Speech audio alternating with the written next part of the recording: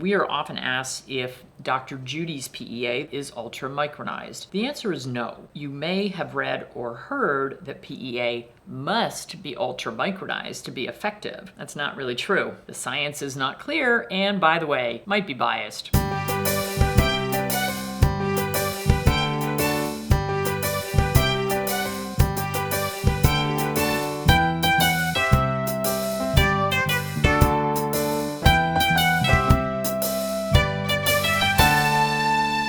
Hi, I'm Dr. Judy Morgan, your pet's advocate. Today I want to talk about something that is near and dear to my heart, and that something is called PEA. And we're going to talk about the research associated with PEA, where we are and where we need to go with this. So for those of you who are not familiar with PEA, it's also known as Palmitoylethanolamide. I know that's a big word. It's much easier to say PEA. PEA is a naturally occurring fatty acid compound that's found in plants and animals. We all have it in our bodies, and so do our pets. You can go back as early as the 1950s and find human studies and animal studies on the use of PEA. There's a ton of information out there. So there's a lot of research on PEA, but unfortunately, it's not always really easy to navigate all that information. So I want to talk about a few studies that are out there. So if you're looking at the research, you're often going to see that ultramicronized PEA is used and recommended. And we are often asked if Dr. Judy's PEA, the product that we have on our website, is ultramicronized. The answer is no. You may have read or heard that PEA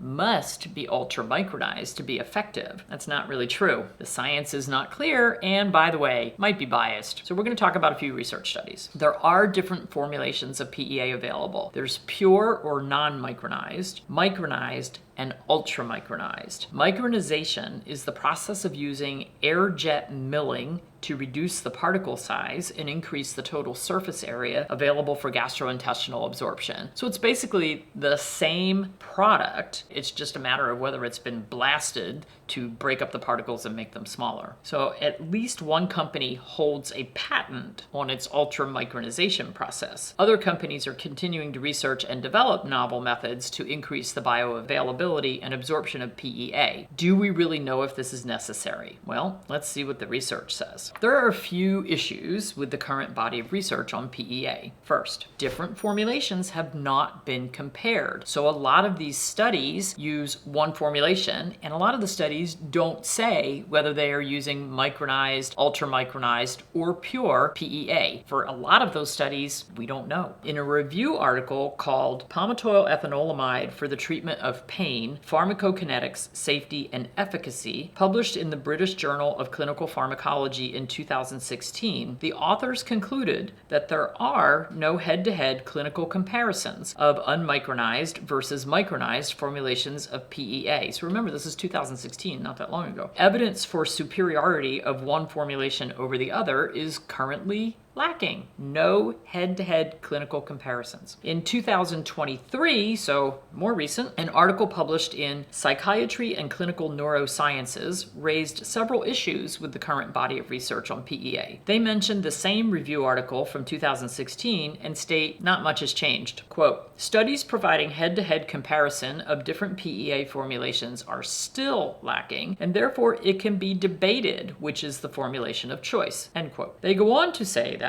quote, at present, no study providing head-to-head comparison of the different formulations in humans has been published. This does not provide data to quantify or to exclude differences in terms of efficacy and or side effects, end quote. The article Palmitoylethanolamide, a natural compound for health management, published in 2021, states that, quote, micronized and ultramicronized forms of PEA have been used in animals and humans, but comparative pharmacokinetic data showing any improvement with these micronized forms are non-existent, end quote, 2021. Second, we're unclear what formulation of PEA was tested. Another issue raised in the 2023 article is that the authors commonly failed to provide data regarding the formulation of PEA they used. The author states that, quote, all papers regarding PEA should clearly state which kind of formulation was used to contribute to the generation of potentially useful data, end quote. In other words,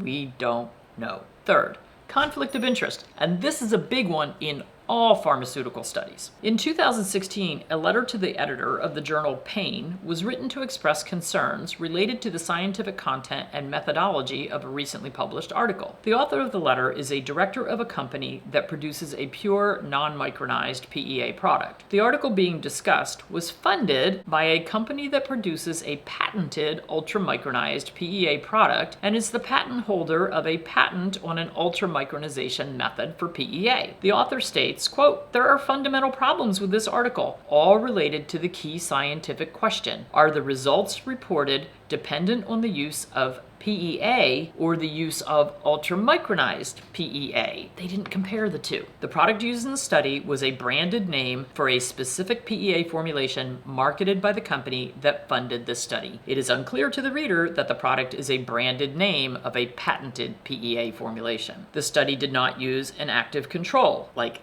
unmicronized PEA, although in the past, positive results have been described using unmicronized PEA in comparable models. This serves to let the reader believe the results of all experiments are due to the ultramicronization of PEA instead of on PEA itself. There are numerous studies that have been published that demonstrate effective results with unmicronized PEA. Ultramicronization is mainly a marketing term, and it is not at all uniformly defined in the pharmaceutical formulation sciences. Studies are not stating the particle size of the formulation used, which could vary significantly depending on the micronization process. It is important to beware of the potential bias as well as design of any research study because it can directly influence the results. A study can easily be designed to achieve the results in mind, and this is not always readily apparent. There are some notable studies that have been done on dogs and cats, but we must look at them more critically to evaluate what formulation of PEA was tested and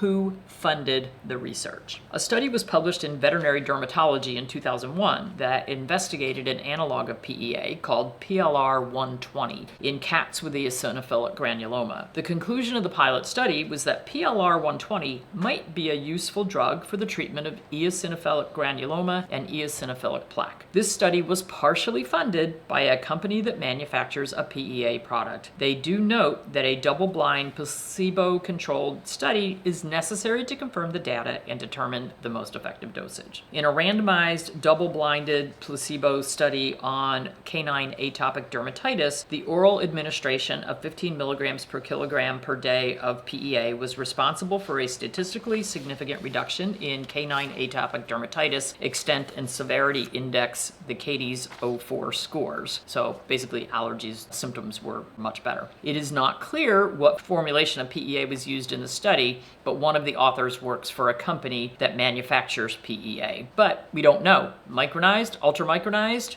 or pure PEA. At present, it has not been clearly demonstrated that micronization of PEA shows an improvement in efficacy. There is still much more research to be done. I think it's clear that PEA in general, regardless of formulation, has benefits in numerous applications. In part 2, we'll cover the anecdotal evidence and survey results that we have collected from users of PEA in our community. I can just tell you that for my dogs and my horses and donkeys, the results have been nothing short of miraculous and have allowed us to avoid using NSAIDs, opioids, and other pharmaceuticals that would have more side effects. Palmitoylethanolamide, also known as PEA, I started using it with my own Cavaliers, and I was so impressed by the results that I decided to make human-grade, high-quality PEA available for other pets. After successfully using Dr. Judy's PEA on cats, dogs, horses, and donkeys, it continues to be one of my favorite tools to have in my toolbox. Take 15% off any size of Dr. Judy's PEA using code YTP15 at naturallyhealthypets.com. That's YTP15 for 15% off any size of Dr. Judy's PEA at naturallyhealthypets.com.